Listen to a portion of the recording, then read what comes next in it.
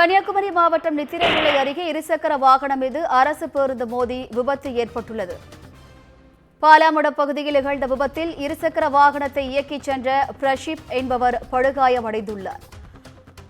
இது தொடர்பான கூடுதல் விவரங்களை செய்தியாளர் பிரின்ஸ் வழங்க கேட்கலாம். வணக்கம் பிரின்ஸ், கூடுதல் விவரங்கள் என்ன?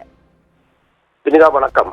அதாவது கன்னியாகுமரி மாவட்டம் நித்திரவிளை பாவரை பகுதியை சேர்ந்தவர் ஜான் கிறிஸ்டல். இவர் படம்பால்மூடு அரசு போக்குவரத்து கழகத்தில் அரசு பேருந்து ஓட்டுநராக உள்ளார்.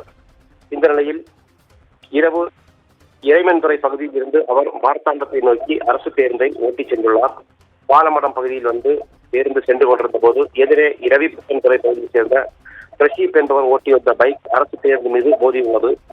இதில் அவர் தூக்கி வீசப்பட்டு தலையில் படுகாயம் ஏற்பட்டது. இதையடுத்து அவர் நாகர்கோவிலில் உள்ள ஒரு தனியார் மருத்துவமனையில் சிகிச்சைக்காக அனுமதிக்கப்பட்டுள்ளார். இந்த விபத்து தொடர்பாக அரசு பேருந்து ஓட்டுநர் ஜான் கிறிஸ்டல் கொடுத்த புகாரின் பேரில் நித்திரவிளை போலீசார் பிரஷீப் மீது வழக்கு பதிவு செய்துள்ளனர். தற்போது அரசு பேருந்து மீது இருசக்கர வாகனம் மோதும் சிசிடிவி காட்சிகள் இன்று வெளியாகி பரபரப்பை ஏற்படுத்தியுள்ளது. கூடுதல் விவரங்களுக்கு நன்றி பிரின்ஸ்.